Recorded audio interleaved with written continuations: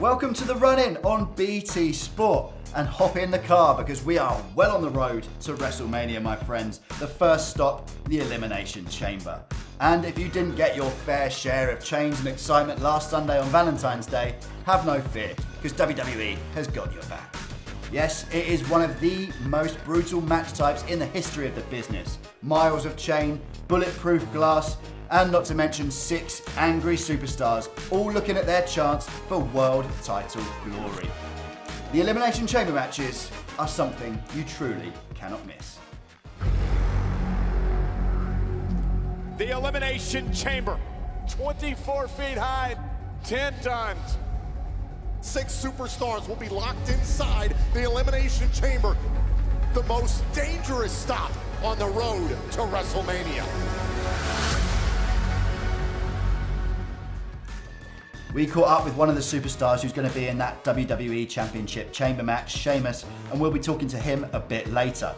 We'll also be catching up with Damian Priest, as well as the most employable woman in the entire WWE, Billie Kay. Seriously, check her resume. Now, to talk about Elimination Chamber with me and look forward to the event, I am joined by none other than NXT UK's Jinny and Trent 7. Jinny, how are you doing? I'm good. How are you? I'm brilliant, thank you very much. And Trent, you're quite the beardsman. I'm very impressed. I had a little bit of a trim last week. Things are getting a little bit out of hand. Obviously, the current situation, there's no barbers open, no hairdressers open. So, you know, Jinny's done absolute wonders. I mean, the root boosting technique that she's used there is absolutely fantastic. While we talk about our personal grooming habits, why don't we take a look at some of the more exciting Elimination Chamber moments of recent years? Oh my God, Shawn Michaels! Swing 10 music!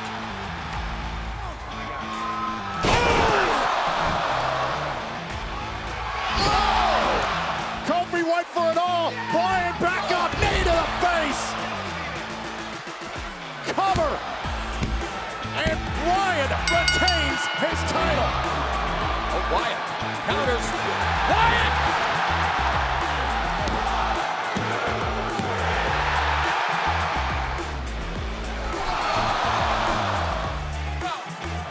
Oh my God! From the top of the pod! Shayna Baszler gnaws her way towards the man at WrestleMania. This has to be the most dominant Elimination Chamber performance we have ever seen. Jeff Hardy beats Edge! Edge is eliminated! Now here's a young man, Michael, who... Oh!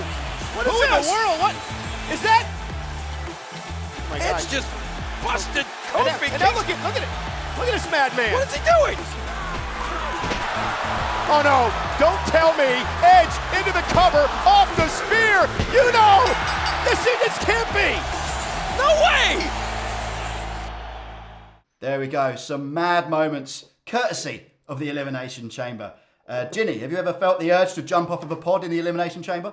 Absolutely. I'd love to. I love the Elimination Chamber because it's such a different match, and it's like not like your normal match. You've got, you know, 6 men, 6 women in the ring, all waiting to basically become a new champion. It's great. I love it. But I would definitely love to jump off a pod. Trent, how's your relationship with bulletproof glass been over the years? Well, I mean, luckily, I don't think I've ever had to utilise its full capacity. That would be quite frightening. And also, I don't even really want to know if the Elimination Chamber pods are actually bulletproof, because that's also a scary thing to think. However, the Elimination Chamber is fantastic. You know, that over-the-top kind of camera angle when it's selecting the pod. You know, I think that it adds so much more levels to the match. And yeah, it's always an exciting part of the year. And having it plugged in just between the Rumble and WrestleMania, I think makes it an absolute perfect pay-per-view for people to kind of really keep that intense road to WrestleMania kind of feel to it. Jinny, what big memories have you got from watching the Elimination Chamber before? God, so I've actually got a couple. So my first one is when, unfortunately, Mustafa Ali, he got injured and he was replaced by Kofi Kingston. That was absolutely amazing. I mean, that was the start of Kofi Mania. My second greatest memory is the first ever women's Elimination Chamber. that was amazing. Like none of those women like held back, and they made history, they made a mark, and it was won by Alexa Bliss, and she retained the title. But it was just great because it just took, again, women's wrestling to a whole new level. Trent, any memories that stand out for you? Santino Marella and the Cobra that year, the Cobra on Daniel Bryan. Living in the moment, that was it. Santino's won this. And it's just one of those moments that I'll always remember. The sock puppet Cobra snake jab to the neck was going to take him to WrestleMania, and it's just amazing. And obviously on Sunday night, there's a lot more superstars looking to make those memories. We'll start with the SmackDown Elimination Chamber, where the 6 of them are competing for the right to face Roman Reigns immediately. So not at the end of the night, no rest, straight after the Chamber, into Roman Reigns. Trent, as you call him, Roman Corleone. That's Jey Uso, Kevin Owens, King Corbin, Sami Zayn, Cesaro, and Daniel Bryan. Trent, who out of those 6 is making the biggest impact at the moment for you? For me personally, I'd love to see Cesaro. I'd love to see Cesaro spend, at least a few months or maybe a year or two at the top of the card, the very top of the card. I feel like he's someone who delivers every single day. Every single day he's out there, every single match. He wrestles at an incredible intensity, and we know how strong he is, and we know how good he is. I don't want to steal too much, just in case I'm trying to read Jinny's mind here. But we spoke about this. We spoke about this in detail on the Royal Rumble run-in, and I think it was Jinny that brought it up as well. And she was talking about like that ebb and flow of this story with Jey Uso. Oh, would that not be, like the one of the greatest twists in the story? I'll leave it to you, Jinny, because I know you're going to say. I could see it in your eyes. I could see it in your eyes. That's what you're going to say, isn't it? So I'm not going to steal it. It's all you. It's all you. My pick is also Cesaro as well, but yes, you did read my mind, because I was thinking if Jey Uso wins and he has to face Roman Reigns, there's no way he could get out of this. Is he just going to lay down in the ring and let him, pin him? Or is he going to, put up a fight and be like, hang on a second, this is my opportunity to shine, and he's going to try and capitalize on that. So you just don't know. Now, sticking with SmackDown, and she may not be in the Chamber match, but she is the absolute highlight of Friday nights for me. We've talked about Roman, he's the head of the table, but Billie Kay is the head of the resume table. And we caught up with her last week to see how she was settling into life on SmackDown and see about some of her Chamber experiences as well. The intimidating, dangerous structure known as Elimination Chamber will surround the ring. I remember when it was announced. I remember when Eric Bischoff came out and they did the whole package, and it was like bulletproof glass and 200 yards of steel, and they were like, and it was like so cool because you had never seen anything like that before. And I remember watching that and being like, oh, this is awesome.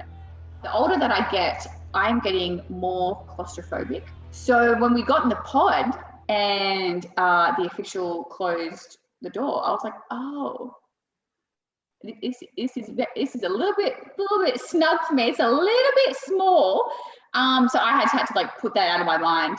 But there was a point where I was like, I need to get out of this pod right now. So I'm glad that passed. But yeah, it was so much fun. That was one of my other favorite matches as well. Does she have 8x10s in her hand? I think it was my first promo on SmackDown since being drafted. I handed it to Mr. Pierce, lovely gentleman. And afterwards, I was kind of like, it was like a light bulb went off. And I was just like, oh, I think this could be a thing.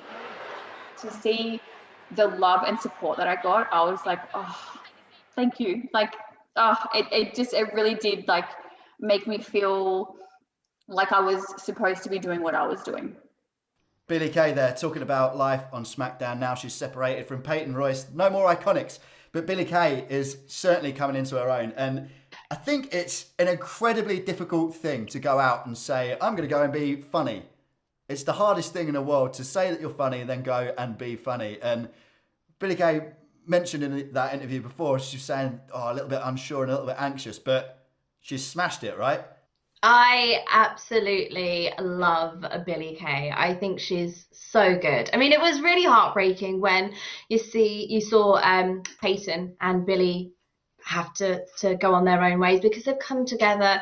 They were in NXT. They came to the main roster together. They've done so much. They've been women's tag team champions. So you always think of Peyton, and then you think of Billie, and then you think of Billie, and then you think of Peyton. But now, when you think of Billie, you just see a star. We have seen in the past what Billie is capable of. So while she is funny and just at the moment so lovable, I reckon she's got some tricks up her sleeve, definitely. Definitely down the line she has. Trent, how are you enjoying the new Billie Kay? I feel like she's completely developed a brand new version of the character. She's took this resume, the CV thing, she's took it and she's absolutely ran with it. And it's just, it's like I said, it's not just something that's a little bit funny as a cutaway. It's a scene of every show on its own as a standalone product. And I think she's done absolute wonders with it. She's a very, very funny person that, I haven't spent much time with her, but, we did a couple of tours when she was in NXT, a couple of road loops and things like that. And she was always very entertaining, traveling and at the shows and stuff like that. And you can see that she's a very entertaining person. So, you know what, absolutely, fantastic for her to be able to get that chance now on, national television and on, on the biggest stage you possibly can. So, yeah, absolutely chuffed for her. It's great. You've got to be joking me. We're going to spend 3 minutes now comparing our CVs, but while we do that, you enjoy this ad break and we'll be back with Sheamus and Damian Priest.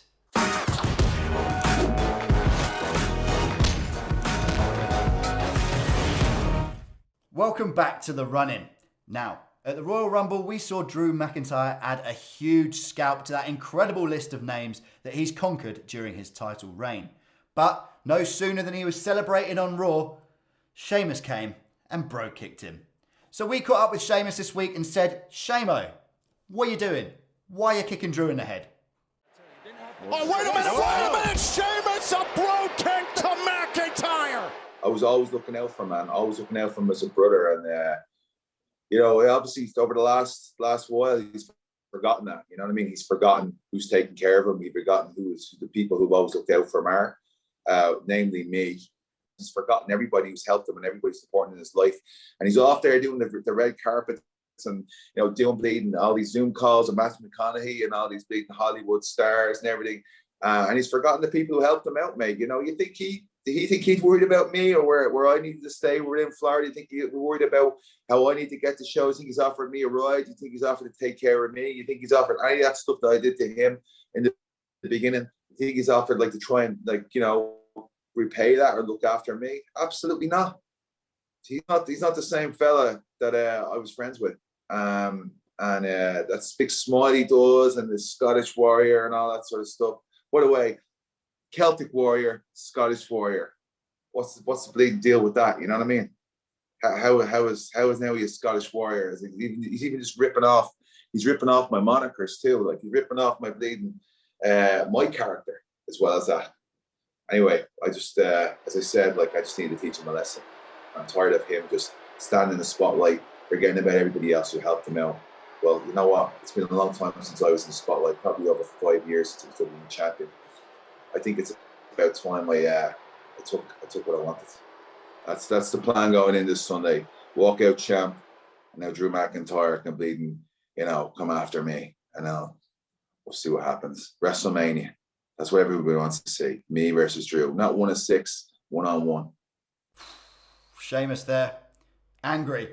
Of course, one of the 6 competitors in the Raw Elimination Chamber match, Drew McIntyre, champion, defending his title against AJ Styles, Jeff Hardy, Randy Orton, Sheamus, and Kofi Kingston. Sheamus, like you mentioned there, hasn't had a world title for just over 5 years now. Jinny, do you think he's been missing something all along, or he's just been waiting for this opportunity? He said, he knows how to be champion. He knows what it's like to be at the top of the company. But it's almost like he's taken a step back and he's been in the shadows of Drew McIntyre. They've been friends for years. I think it was 2004 they first met. They got signed in 2007 at the same time. So they've come up through the company together. It's almost like some jealousy took over on Sheamus. And seeing Drew now at the top of the company, facing people like Bill Goldberg at the Royal Rumble, beating a legend, it's now he's like, hang on a second, I now want that. So there's so much more, so many more layers to this than just, I want the title. There's so many layers. Sheamus going in number 6 in the Elimination Chamber, which makes him, I guess, the favourite.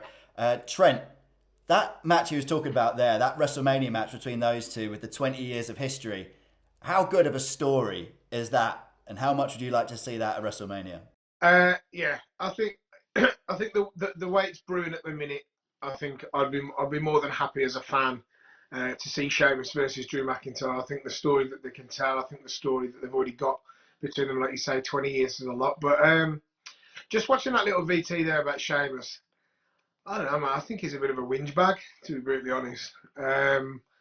Yeah, I think, like, I feel like he has. I think Drew, Drew's current run has obviously quite clearly got under his skin.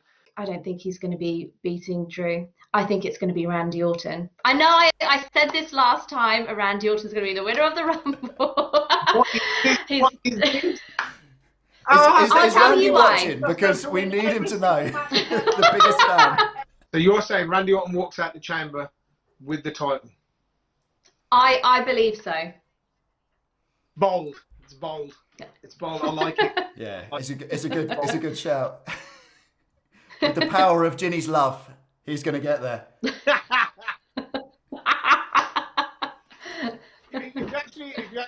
It's worth. She's got a little viper. She's got a little snake tattooed on her arm, just up there, just on a right. Oh my God! I'm wearing snake print. I'm wearing snake print. Well, it's all coming together now, isn't it, Jinny? It's worth remembering as well, we've got AJ Styles, Jeff Hardy and Kofi Kingston in that chamber. Which one of them is doing the highest jump? Don't know. Jinny doesn't love any of them, so does it matter? Let's just talk about Randy Orton for 2 hours. Yeah, forget AJ, forget Jeff, forget Kofi, it's Randy. He's doing the leap of faith.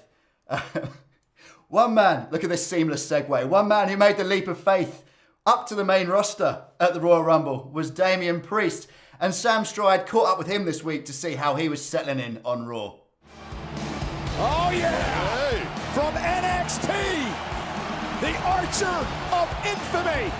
It was kind of a dream debut in the Rumble. What was it? Just over 15 minutes. What's the reaction been? From my friends and stuff, it's kind of like that. They're like, dude, that was awesome. You had a great showing. That was impressive. And then from people who didn't really know me, it's kind of like that. Like, oh, we kind of want to see him again.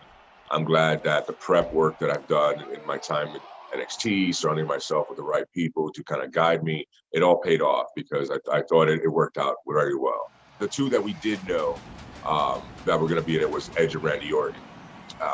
Unfortunately, I didn't get to get in there with Randy, but those were two that I was really looking forward to. So, but I got Edge, and the fan in me thought it was so super cool.